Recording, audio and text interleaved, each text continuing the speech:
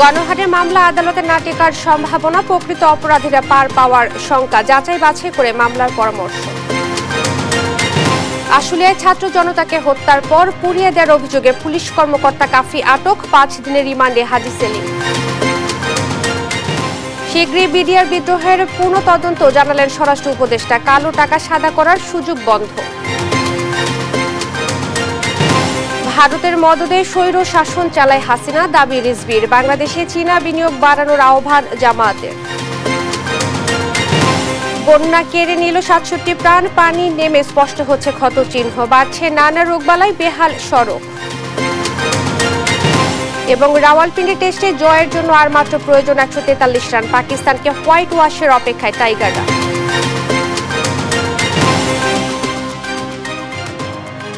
দেখছিলেন সংবাদ শিরোনাম, সঙ্গে আছি আমি ইরশাদ জাহান মনি।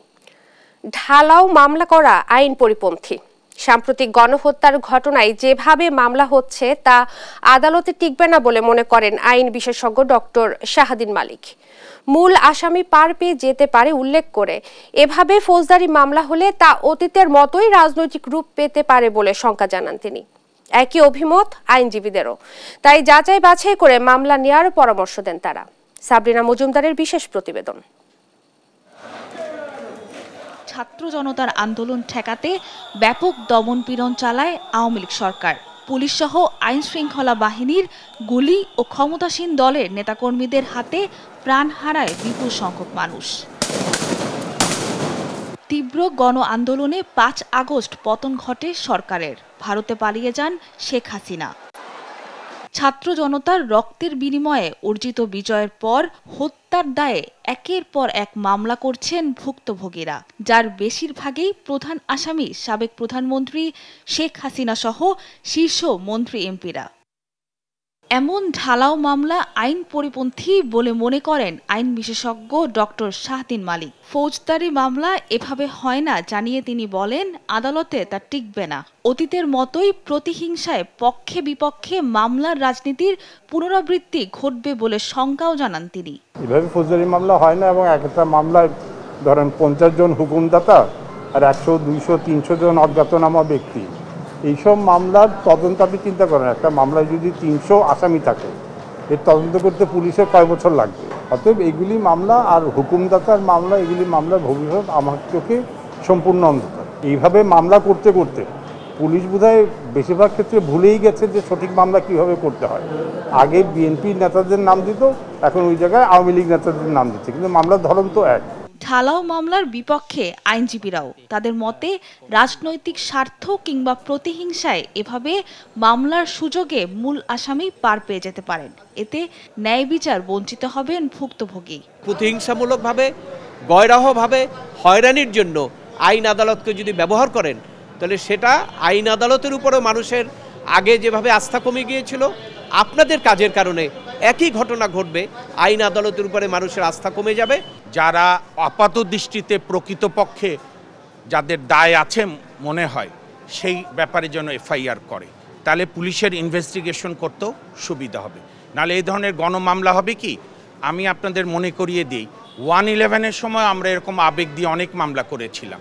তাতে ক্ষতি হয়েছিল এই, প্রকৃত দোষীরা, প্রকৃত দুর্নীতিবাজরা ছাড়া পেয়ে গিয়ে আমাদের মাথার উপর চেপে বসেছিল। এবারের এই ছাত্র জনতার লাল বসন্তে আমরা এই ভুল আর দেখতে চাই না। ন্যায় বিচার নিশ্চিতে মামলা নেয়ার ক্ষেত্রে পুলিশকে আরো যাচাই বাছাইয়ের পরামর্শ দেন আইনজীবীরা। যারা এই রাষ্ট্রকে দানবের রাষ্ট্রে পরিণত করেছে, তাদের বিচার আপনার হতে হবে। সাবরিনা মজুমদার, দেশ টিভি, ঢাকা। আশুলিয়ায় ছাত্র জনতাকে হত্যার পর পুড়িয়ে দেওয়ার অভিযোগে ঢাকা জেলার অতিরিক্ত পুলিশ সুপার আব্দুল্লাহিল কাফিকে আটক করা হয়েছে। গত রাতে হযরত শাহজালাল আন্তর্জাতিক বিমানবন্দর থেকে তাকে আটক করে গোয়েন্দা পুলিশ। পরে তাকে জিজ্ঞাসাবাদের জন্য নেওয়া হয় ডিবি কার্যালয়ে। তার বিরুদ্ধে অভিযোগ, গত 5 আগস্ট হাসিনা সরকারের পতনের পর ছাত্র জনতা আশুলিয়া থানা ঘেরাও করে। এ সময় ঢাকার অতিরিক্ত পুলিশ সুপার আব্দুল্লাহিল কাফির নির্দেশে একদল পুলিশ ছাত্র জনতার উপর নির্বিচারে গুলি চালায়। এ সময় গুলিবিদ্ধ হয়ে অনেকে নিহত হলে পুলিশ তাদের মরদেহ ভ্যানে করে নিয়ে যায় থানার সামনে। সেখানে কাফির নির্দেশে মরদেহগুলো পুলিশের ভ্যানে ঢুকিয়ে আগুন ধরিয়ে দেওয়া হয়। এতে পুড়ে কয়লা হয়ে যায় মরদেহগুলো।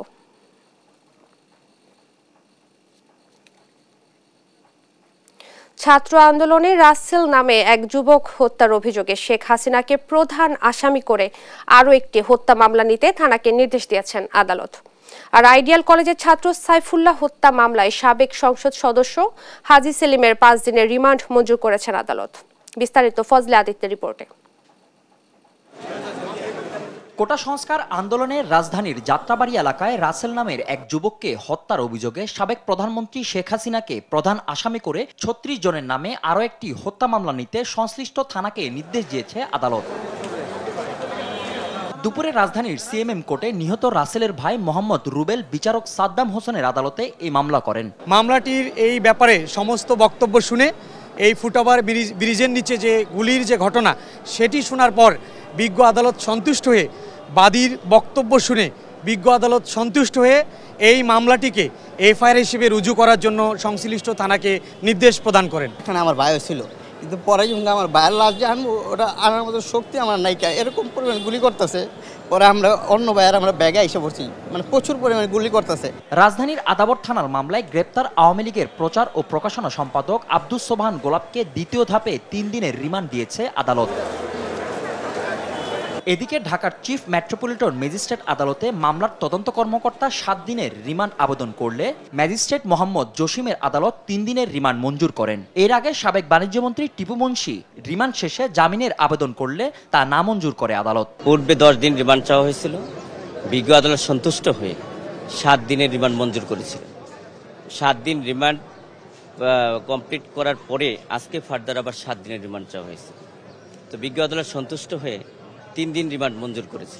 আইডিয়াল কলেজের প্রথম বর্ষের ছাত্র খালিদ হাসান সাইফুল্লাহ হত্যা মামলায় ঢাকা 7 আসনের সাবেক সংসদ সদস্য হাজী মোহাম্মদ সেলিমের 5 দিনের রিমান্ড মঞ্জুর করেছে আদালত। খালিদ হাসান সাইফুল্লাহ বুকে পিঠে মাথায় গুলিবিদ্ধ হয়ে মারা যায়।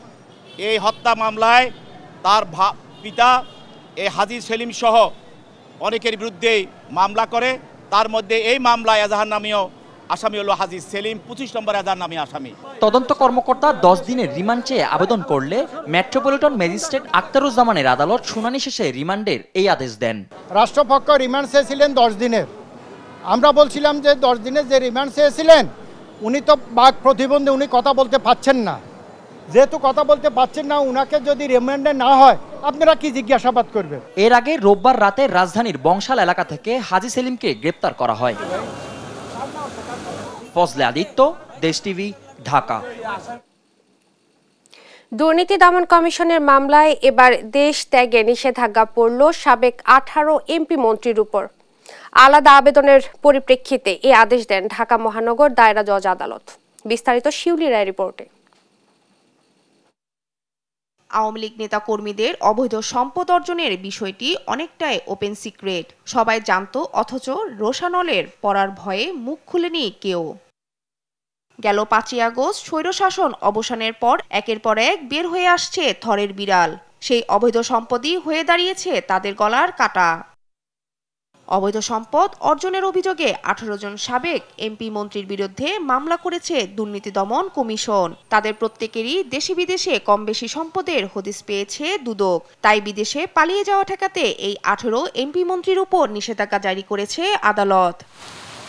18 জনের তালিকায় আছেন সাবেক পররাষ্ট্রমন্ত্রী হাসান মাহমুদ, সাবেক আইসিটি প্রতিমন্ত্রী জুনায়েদ আহমেদ পলক, সাবেক তথ্যমন্ত্রী হাসানুল হক ইনু, আইনমন্ত্রী আনিসুল হক, স্থানীয় সরকার মন্ত্রী তাজুল ইসলাম সহ আরও অনেকে।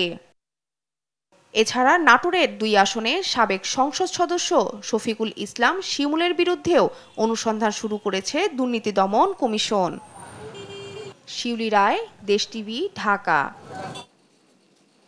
বিডিআর হত্যাকাণ্ডের ন্যায় বিচার চান স্বরাষ্ট্র উপদেষ্টা জাহাঙ্গীর আলম। শীঘ্রই শুরু হবে এর পূর্ণ তদন্ত। এদিকে আগামী মাসের শুরুতে বাজেট সংশোধন করা হতে পারে বলে জানান অর্থ উপদেষ্টা ডক্টর সালেউদ্দিন আহমেদ। বিস্তারিত জান্নাতুল মোহনার প্রতিবেদনে। এখনো রহস্যে ঘেরা বিডিআর বিদ্রোহ। এটি কি কেবলই সৈনিকদের বিদ্রোহ নাকি অন্য কোনো ষড়যন্ত্র? 15 বছরেও মেলেনি এর সদুত্তর। তবে এই হত্যাকাণ্ডের পুনঃতদন্ত ও ন্যায় বিচার প্রক্রিয়া শীঘ্রই শুরু হবে বলে জানান স্বরাষ্ট্র উপদেষ্টা জাহাঙ্গীর আলম। বর্তমান সরকার জনগণের অধিকার, সুশাসন ও ন্যায় বিচার প্রতিষ্ঠায় বদ্ধপরিকর।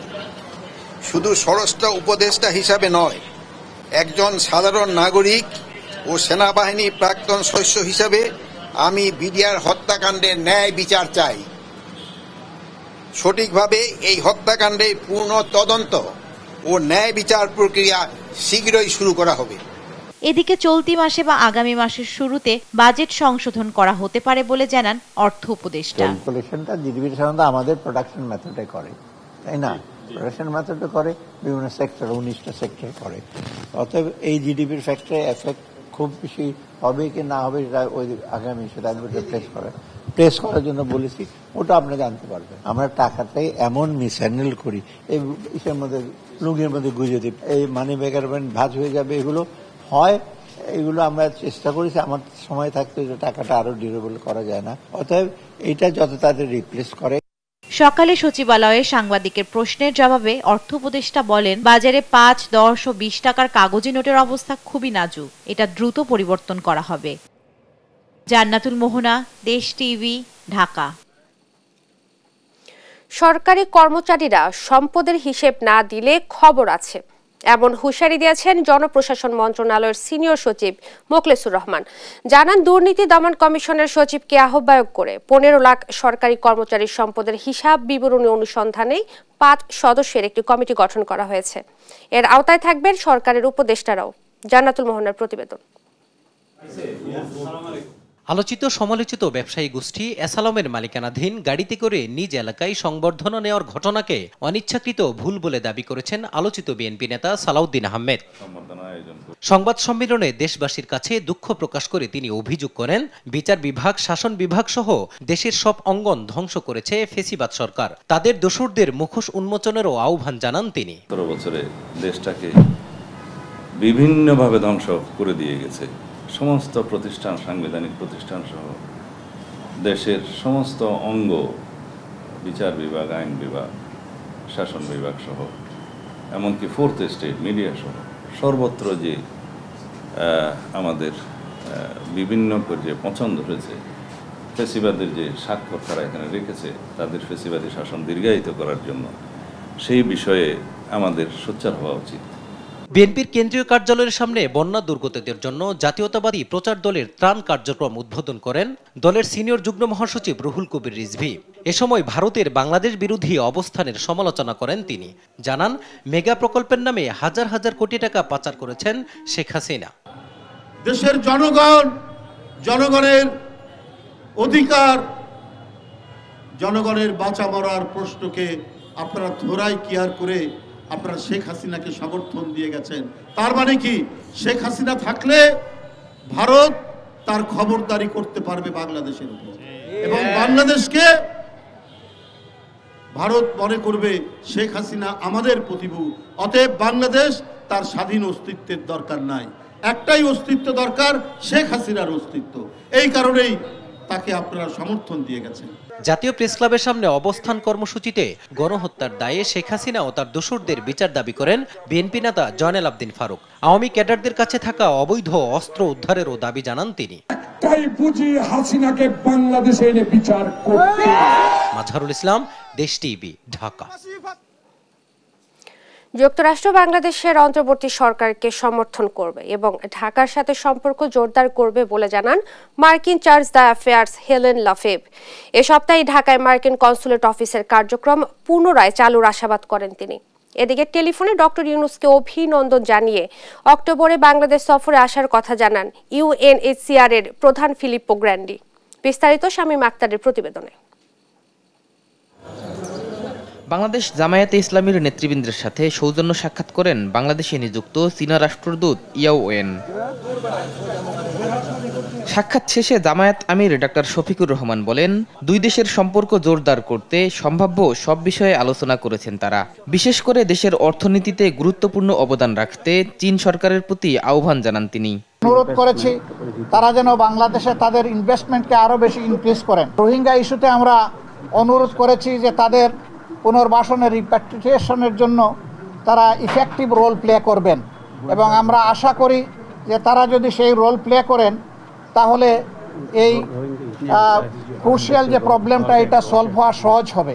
এ সময় বাংলাদেশের উন্নয়নে কাজ করে যাওয়ার প্রত্যয় ব্যক্ত করেন রাষ্ট্রদূত। China is determined to have good relations with Bangladesh, and will have good relations with political parties which are supportive of our cooperation. Are also recommitted that China is supportive of Bangladesh, supportive of Bangladesh people, and supportive of this interim government. এদিকে BTV ভবনে কর্মকর্তাদের সাথে সৌজন্য সাক্ষাৎ করে জামায়াত ঢাকা দক্ষিণের secretary doctor Shafiqul Islam Masud বলেন, বিটিভিকে জনগণের টিভি হিসেবে দেখতে চান তারা।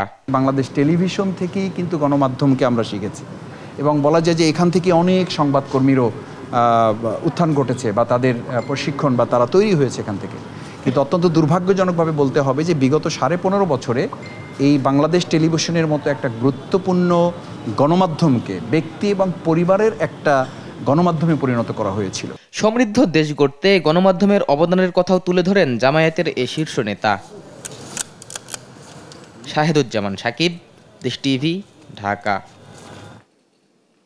সারা দেশে বন্যা পরিস্থিতি স্বাভাবিক হচ্ছে, ফুটে উঠছে ক্ষয়ক্ষতির চিত্র, বেড়েছে পানিবাহিত রোগের সংখ্যা, চিকিৎসা সেবা দিতে হিমশিম খাচ্ছে হাসপাতাল কর্তৃপক্ষ, বেহাল সড়কগুলো ভোগান্তিতে রয়েছে বন্যা কবলিতরা। সহকর্মীদের পাঠানো তথ্যচিত্র ফারজানা ইসলামের ডেস্ক রিপোর্ট। বন্যার পানি নামতে না নামতেই নতুন করে বিপাকে ফেনীবাসী, বাড়ছে পানিবাহিত রোগীর সংখ্যা। ফেনীর 250 শয্যা জেনারেল হাসপাতালে ধারণ ক্ষমতার চেয়ে 5 গুণ বেশি রোগী চিকিৎসা নিচ্ছেন। বেডের সংখ্যা কম থাকায় খোলা আকাশের নিচে থাকছেন রোগীরা। চরম ভোগান্তি পোহাতে হচ্ছে স্বজনদের। আসি স্যালাইন দিছি, ওষুধ দিছি, থাকার কোনো জায়গা নেই। 12টা বাজে আসি এখানে ভর্তি হয়েছি, বসার পর্যন্ত সিট থাকে না অনেক সময়। এখন তো একটা চেয়ার আনি আমার ভাই দিছে। আমার ফ্যামিলির 2 জন, একজন বাড়িতে আছে, একজন এখানে আছে, আমি ওকে আনি নাই। এখানে পরিস্থিতি আরো ভয়াবহ, কারণ এখানে রাস্তা থাকতে হয়, গাছতলা থাকতে হয়। এদিকে নোয়াখালীতে দগদগে বন্যার ক্ষত, পানি নেমে যাওয়ায় স্পষ্ট হচ্ছে বেহাল সড়ক। শহরের অধিকাংশ সড়কই চলাচলের অনুপযোগী হয়ে পড়েছে, বেড়েছে ডায়রিয়ার প্রকোপও। চিকিৎসা দিতে হিমশিম খাচ্ছে হাসপাতাল কর্তৃপক্ষ। ডায়রিয়ার রোগীগুলো যে হারে আসতেছে সে হারে আসলে আমাদের ওষুধের কোনো সংকট নেই। তবে একটা জিনিস হলো আমাদের বেড সংকট আছে। ডায়রিয়ার জন্য আমাদের আসলে অনুমোদিত বেড ছিল 20টা, সেখানে আজকে আমাদের ভর্তি আছে 235 জনের। মানে আর নতুন করে রোগী আসলে আর জায়গা দেওয়ার আসলে সংকুলন নাই। লক্ষ্মীপুরে এখনো নামেনি বন্যার পানি। গত 15 দিন ধরে পানিবন্দী অন্তত 14 লাখ মানুষ। অবশ্য বেশ কিছু জায়গায় কমতে শুরু করেছে ঢলের পানি। বন্যার প্রভাবে কাঁচা বাজার ও মাছের আড়তে কমেছে যোগান।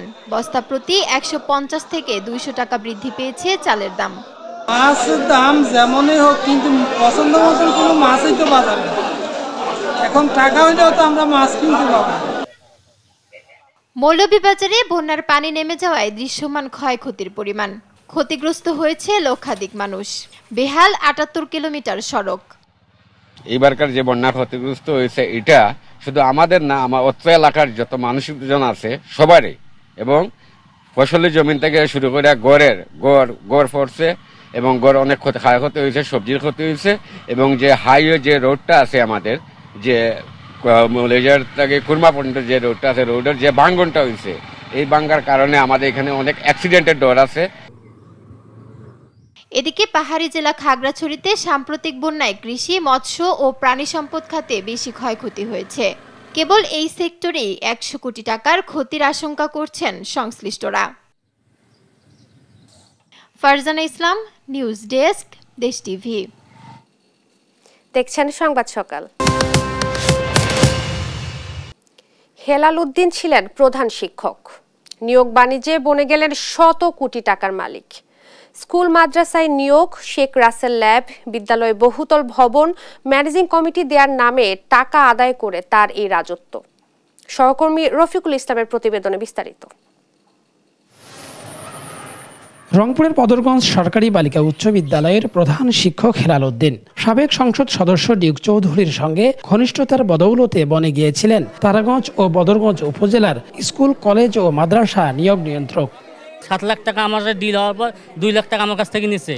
তারপর নেওয়ার পরে হেলাল মাস্টার সেখানে যায় ওখানে আমার 7 লাখ টাকা কম। অভিযোগ আছে পাঠানপাড়া উচ্চ বিদ্যালয়ের একাডেমিক বিল্ডিং দিতে হেলাল মাস্টার 4 লাখ টাকা নিলেও গোপীনাথপুর সর্দারপাড়া উচ্চ বিদ্যালয়ে টাকা নিয়েও দেয়নি বরাদ্দ। শেখ রাসেল ল্যাব, ওয়াশরুম এবং কমিটি করতেও বখরা দিতে হতো হেলালকে। গত 10 বছরে তারাগঞ্জ ও বদরগঞ্জ উপজেলায় অন্তত 150টি প্রতিষ্ঠানে চতুর্থ শ্রেণীর বিভিন্ন পদে 500 জনেরও বেশি নিয়োগ হয়েছে। এছাড়াও একাডেমিক বিল্ডিং হয়েছে 70টি, শেখ রাসেল ল্যাব এবং ওয়াশরুম হয়েছে শতাধিক। স্থানীয়রা বলছেন হেলাল মাস্টার সিন্ডিকেট এসব নিয়োগ ও স্থাপনা উন্নয়ন বরাদ্দ থেকে হাতিয়েছে শত কোটি টাকার ওপরে।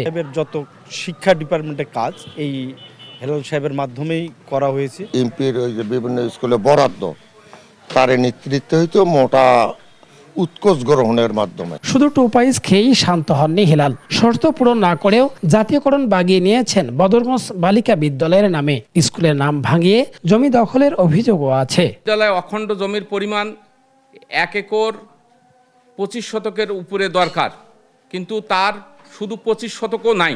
গেল নির্বাচনের সময় জামুবাড়ি মৌজায় 113 নং দাগে কিনেছেন প্রায় অর্ধ কোটি টাকার 12 শতক জমি। আছে আলিশান ওষুধের দোকান। শ্বশুরবাড়ি এলাকায় কিনেছেন বিঘায় বিঘায় জমি। বিএডিসির 2টি গভীর নলকূপের মালিকও তিনি। সর্বোচ্চ বেতন পায় কত? 28-30 হাজার। তার চলাফেরা তো মন্ত্রীর মতো স্টাইল। স্কুল বা প্রতিষ্ঠানে নতুন নতুন করে বিল্ডিং হয়েছে, সেই বিল্ডিংগুলো পর্যন্ত হেলাল স্যারের পারমিশন ছাড়া বা ওনার সাথে লবিং করা ছাড়া এই কোনো প্রতিষ্ঠান এগুলো পায়নি। অবশ্য এসব বিষয়ে জানতে যোগাযোগের চেষ্টা করা হলেও হেলালের কোনো সাড়া মেলেনি। যোগ্যতা না থাকলেও প্রভাব খাটিয়ে 2009 সালে বদরগঞ্জ বালিকা বিদ্যালয়ের প্রধান শিক্ষক হওয়ার অভিযোগও আছে তার বিরুদ্ধে। রফিকুল ইসলাম, দেশ টিভি, রংপুর।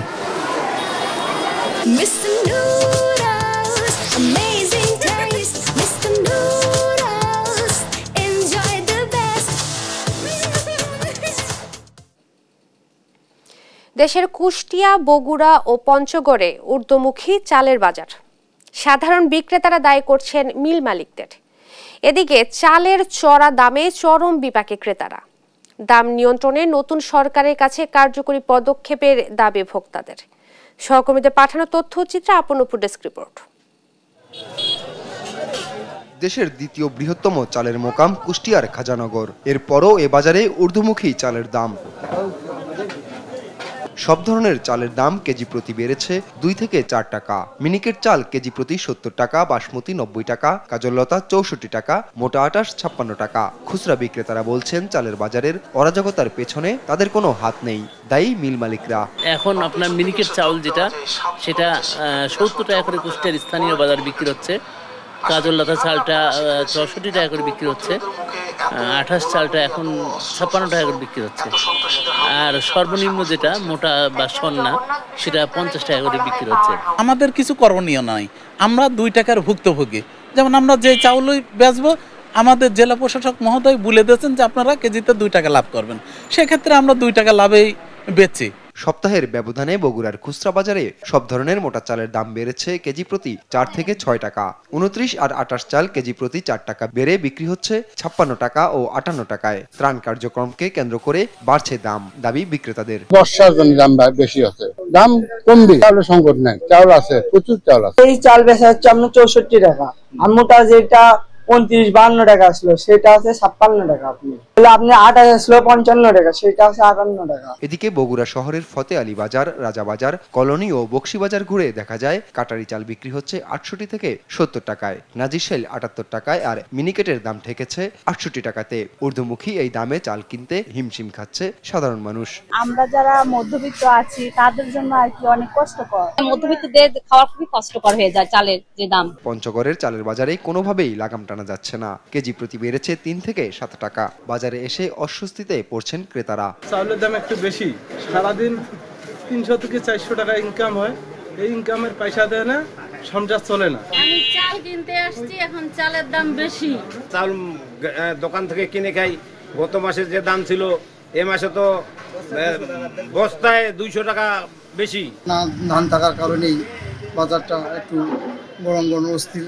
আর নতুন সরকার আবার আসছে, এই জন্য এটার জন্যই অটো মিলগুলো একটু বাজারটা মানে বাড়া রাখছি। মহিলারগুলো মনে হয় যে আগের ধান কিনেছে কম দামে, এখন ধান বেশি দামে কিনে এনে আমরা বাজার মজুত করছে এবং মনে ওরা যে দাম করছে ওই দামে। সাধারণের ভোগান্তি কমাতে চালের বাজার নিয়ন্ত্রণে দ্রুতই পদক্ষেপ নেবে অন্তর্বর্তী সরকার, এমনটাই প্রত্যাশা সবার।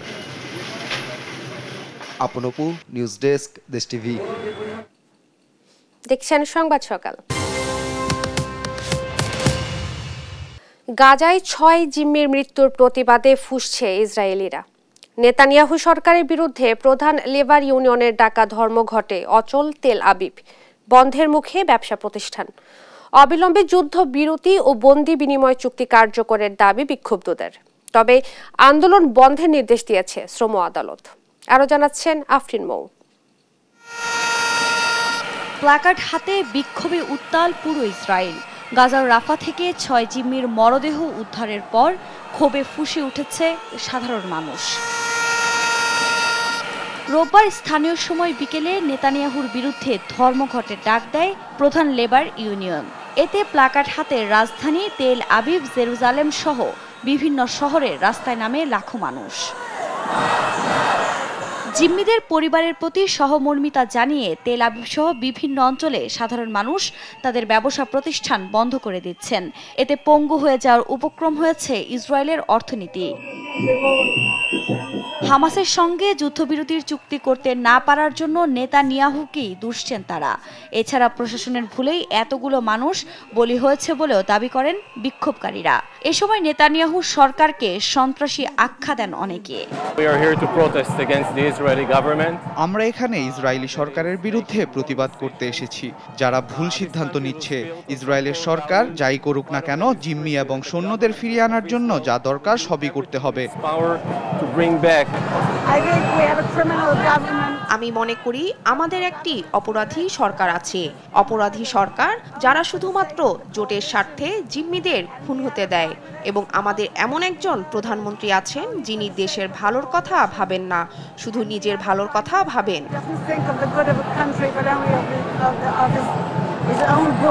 এদিকে পুলিশের বিরুদ্ধে বিক্ষোভকারীদের দমন পীড়নের অভিযোগ পাওয়া গেছে। বহু আন্দোলনকারীকে গ্রেফতারও করেছে তারা। তবে যুদ্ধবিরতির চুক্তি বাস্তবায়ন না হওয়া পর্যন্ত রাজপথ না ছাড়ার করা হুঁশিয়ারি দিয়েছে বিক্ষোভকারীরা। পরিস্থিতি এতটাই ভয়াবহ যে ইসরায়েলের প্রধান বিমানবন্দর থেকে বাতিল করা হয়েছে ফ্লাইট। শুধু ইসরায়েল নয়, বিক্ষোভের আঁচ লেগেছে যুক্তরাষ্ট্রেও। মার্কিন এক জিম্মি নিহতের ঘটনায় স্থানীয় সময় রোববার নিউ ইয়র্কের রাস্তায় নেমে আসেন হাজারো মানুষ। এ সময় নেতানিয়াহু বিরোধী নানা স্লোগান দেয় তারা। একই সঙ্গে দ্রুত যুদ্ধবিরতির চুক্তিতে রাজি হতে নেতানিয়াহুকে আহ্বানও জানান অনেকে। উত্তপ্ত পরিস্থিতি নিয়ে মুখ খুলেছে মার্কিন প্রশাসনও। যুদ্ধবিরতি চুক্তি নিয়ে স্থানীয় সময় সোমবার প্রতিনিধি দলের সঙ্গে বৈঠকের কথা রয়েছে মার্কিন প্রেসিডেন্ট জো বাইডেনের। তবে জিম্মি নিহতের ঘটনায় পাল্টা নেতানিয়াহুকেই দুষছে হামাস। আইডিএফ এর হামলায় তাদের মৃত্যু হয়েছে বলে দাবি করেন হামাসের জ্যেষ্ঠ নেতা খলিল আল হায়া। যুদ্ধবিরতি চুক্তি হলে নিহত জিম্মির 3 জনের মুক্তি দেওয়ার পরিকল্পনা ছিল বলেও জানান তিনি। আফরিন মৌ, নিউজ ডেস্ক, দেশ টিভি। দেখছেন সংবাদ সকাল। এবার খেলার সংবাদ।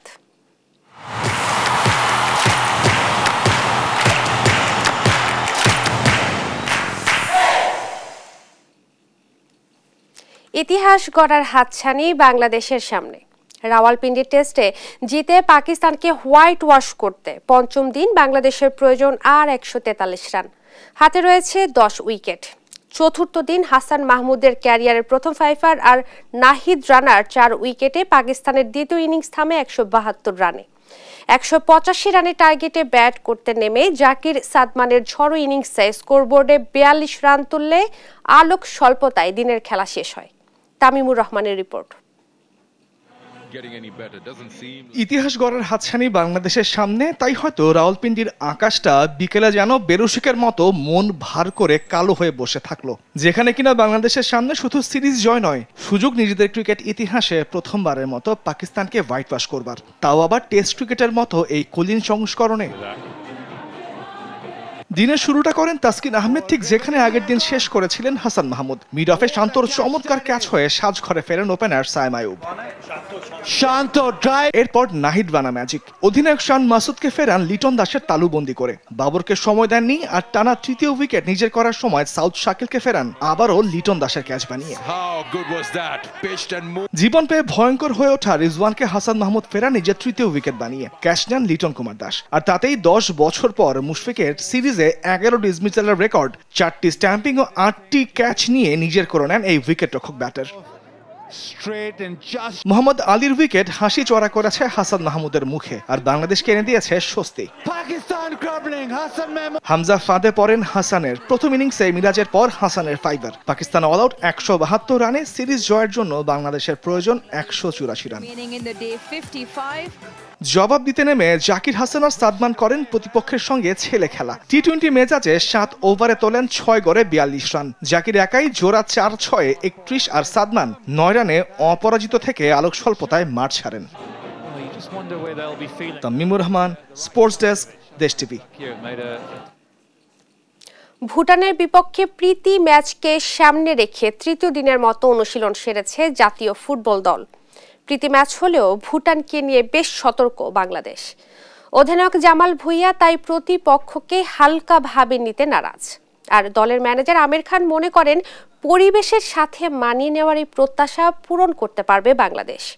বিস্তারিত আল মাহমুদ ফাহিমের রিপোর্টে। ভুটানে কন্ডিশনের সাথে মানিয়ে নেওয়ার একটা চ্যালেঞ্জ বরাবরই ছিল।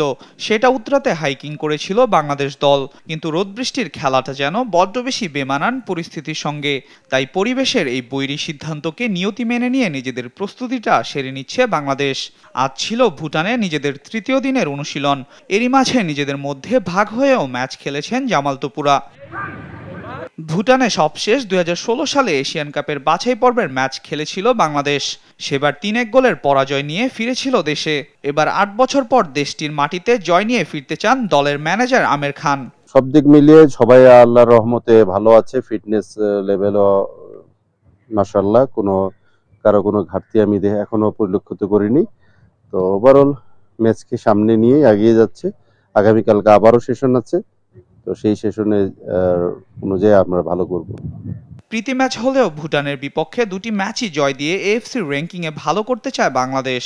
থাকবে অবশ্যই ম্যাচটা জেতার জন্য, কারণ এই ম্যাচটা অনেক ইম্পর্টেন্ট আমাদের জন্য। কারণ র্যাঙ্কিং এ আমাদের একটা ভালো একটা অবস্থানে যদি থাকতে হয়, তো অবশ্যই আমাদের এই ম্যাচটা জেতার জন্যই আমরা মাঠে নামবো ইনশাআল্লাহ। কন্ডিশন ও মাঠের সঙ্গে মানিয়ে নেওয়ার পাশাপাশি প্রতিপক্ষের শক্তি দুর্বলতা নিয়ে কাজ শুরু করেছেন বলেও জানান বাংলাদেশের অধিনায়ক। ভুটানে ওরা মিডল অফ দ্য সিজন, ওরা সবাই ফিট আছে। সো এটা আমরা ট্যাকটিকের মতন আমরা আলাপ করছি কিভাবে এটা ডিফেন্ড করতে হবে, কিভাবে অ্যাটাক করতে হবে। আমরা জানি এটা হোম গ্রাউন্ড, ভুটানের হোম গ্রাউন্ড, সো আমরা একটু বেশি খেয়াল করতে হবে। আগামী বৃহস্পতিবার ও রোববার ভুটানের বিপক্ষে 2টি প্রীতি ম্যাচ খেলেই দেশে ফিরবেন জামাল তোপুরা। আল মাহমুদ ফাহিম, স্পোর্টস ডেস্ক, দেশ টিভি। এই পর্যায়ে সংবাদ শিরোনামগুলো জানিয়ে দিচ্ছি আরো একবার।